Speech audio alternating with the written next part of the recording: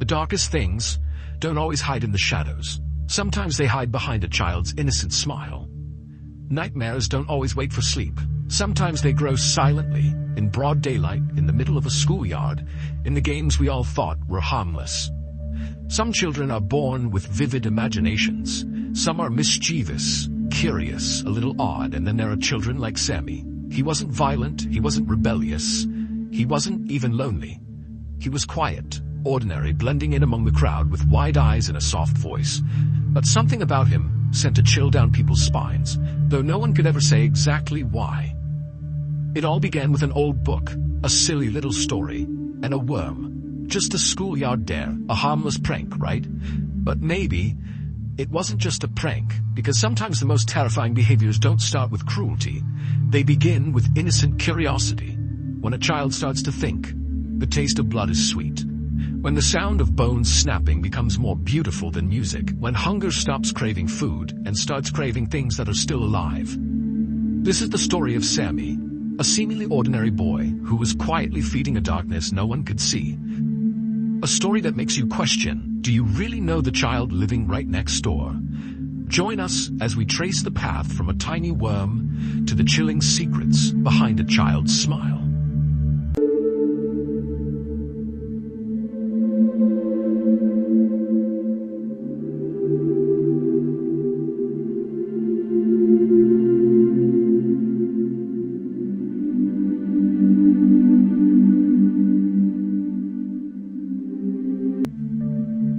Sammy found inspiration in a book he'd read about a kid his age who made a bet involving eating worms. Little boys are often quite disgusting creatures, but he had no intention of actually following in the protagonist's footsteps. The thought of eating a worm didn't sicken him like it initially did the fictional boy, though. He turned in his book report on Monday and quickly moved on to bigger and better elementary pursuits. A few weeks later, Sally Johnson saw him kneeling over a puddle at a classmate's pool party. A drowned worm laid there in the splash of water that filled the shallow footprint in the cement. It had an almost bluish hue to it, perhaps from the heavy amount of chlorine in the pool. Little boys don't care too much about impressing girls at that age, but when they do make the effort, it often has the opposite effect. Of course, it's hard to say what his intentions were when she wandered over to see what he was looking at. "Ew, that's gross. Don't let her get into the pool," she said, her voice an octave higher than usual. A smile somewhere between a mischievous smirk and a shy, toothy grin crept onto the boy's face. He leaned down and nonchalantly slurped up the worm from the cement petri dish. Sammy then followed up the dirty deed with a loud gulp and wiped his mouth across his forearm. Sally ran off screaming to her friends who were huddled up by the lounge chairs. And word got around quickly.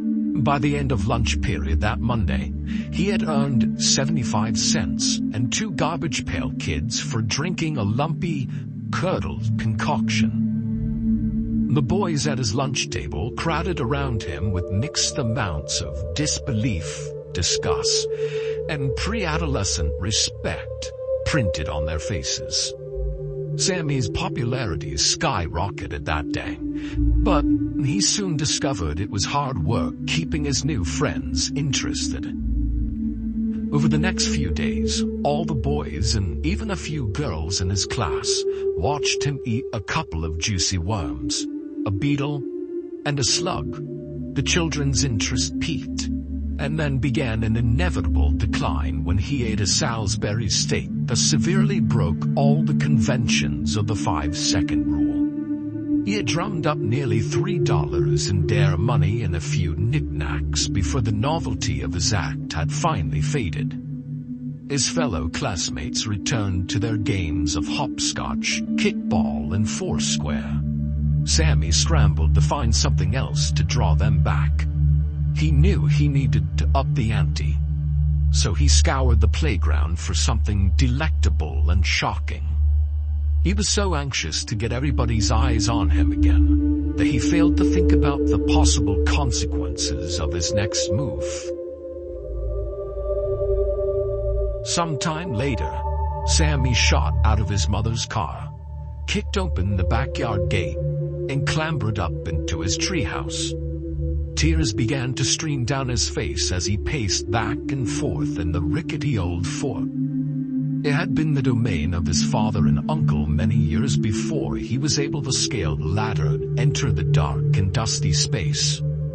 Principal Miller told his mother she was still not entirely sure what had gone down and promised to call as soon as she knew more. The children were very upset, so Sammy was to stay at home from school until they better understood the situation. Betty had never seen Miss Miller rattled before.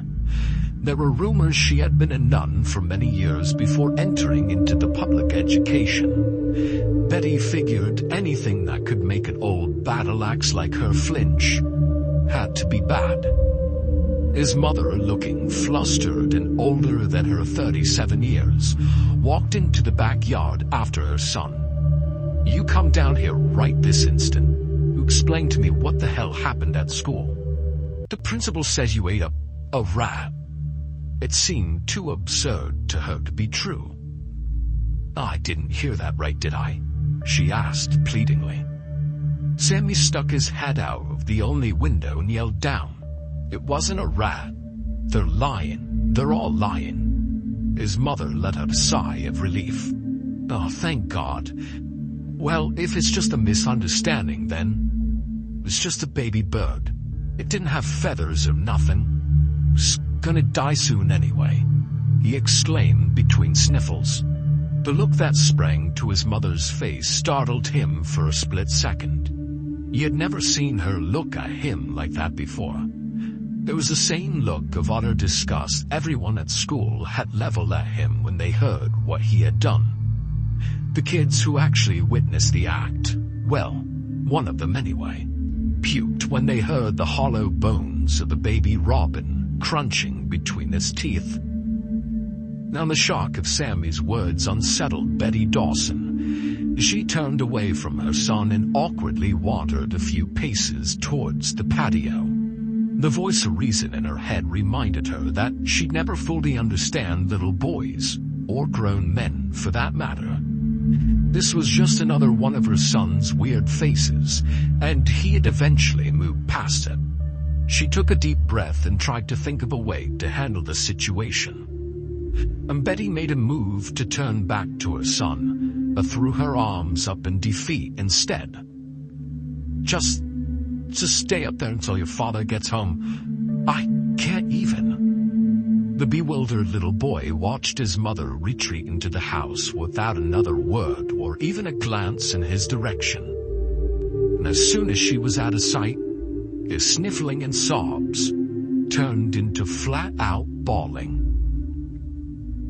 His foot lashed out at an old trunk that had been sitting up in the treehouse since before he was born. A shot of pain fired up his leg as he drew back to take another kick at the box.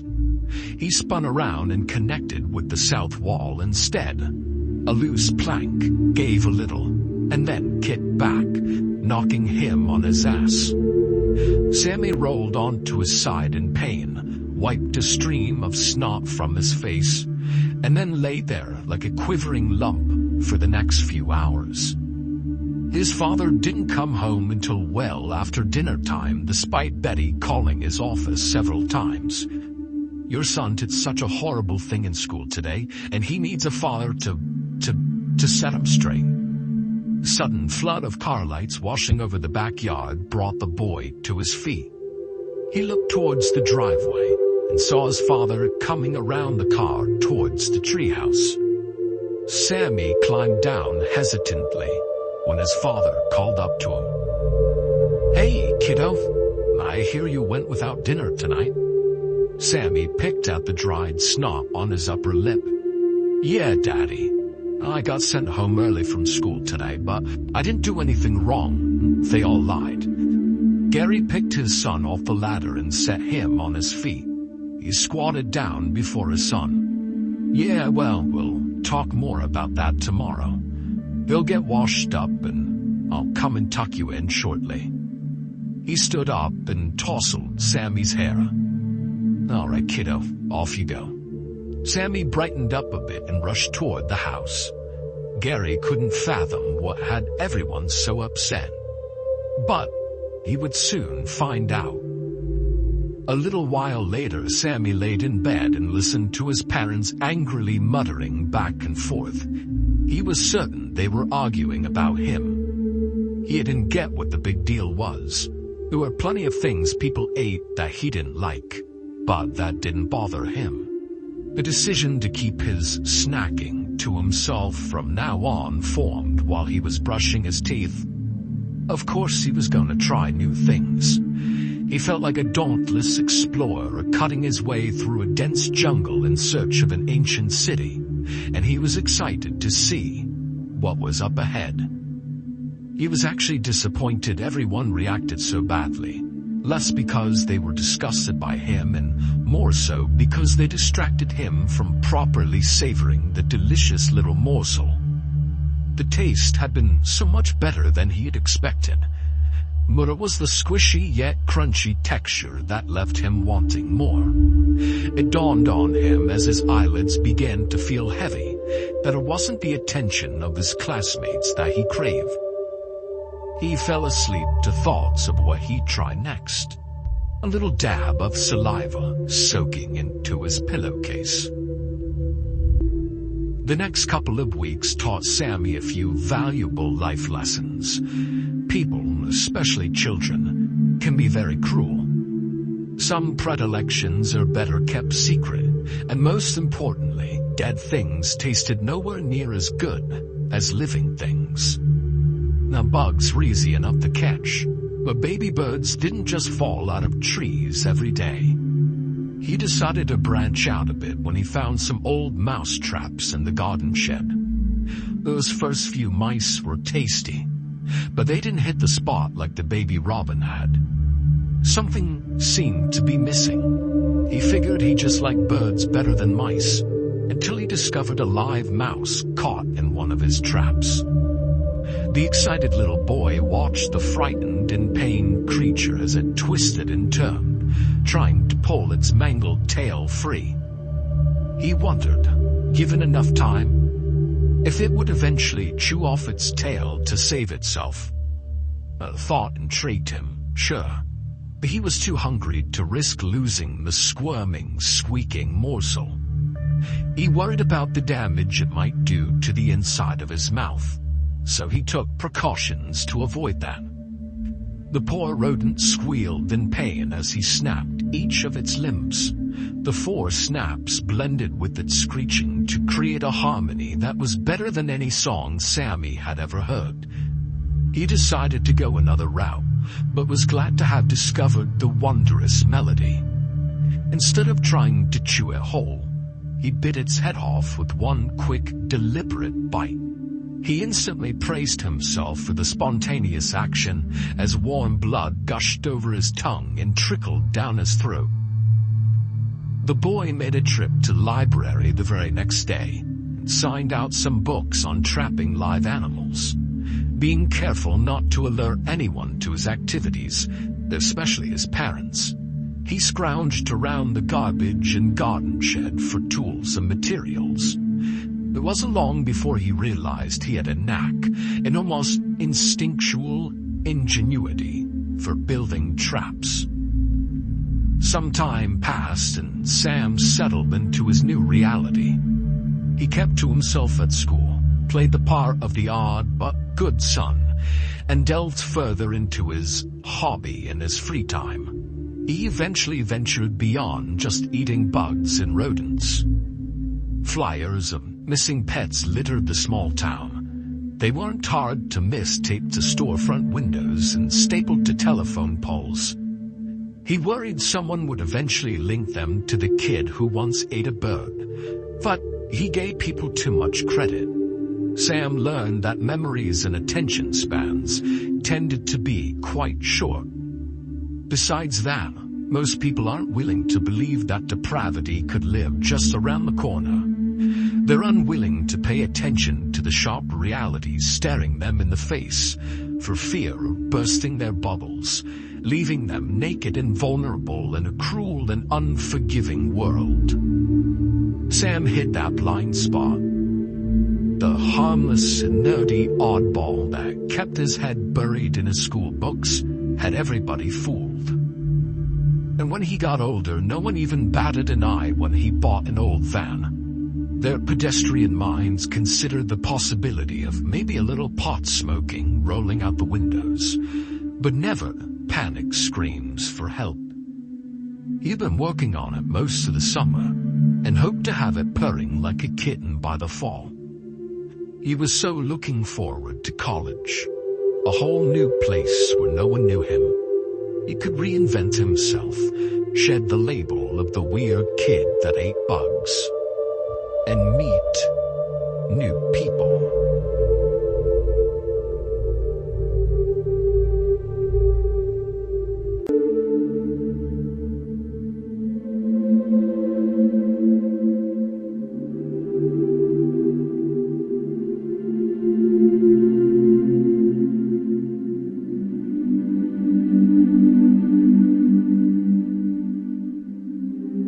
We often believe that the scariest things exist only in nightmares, but sometimes true horror wears the face of a well-behaved child and an innocent smile.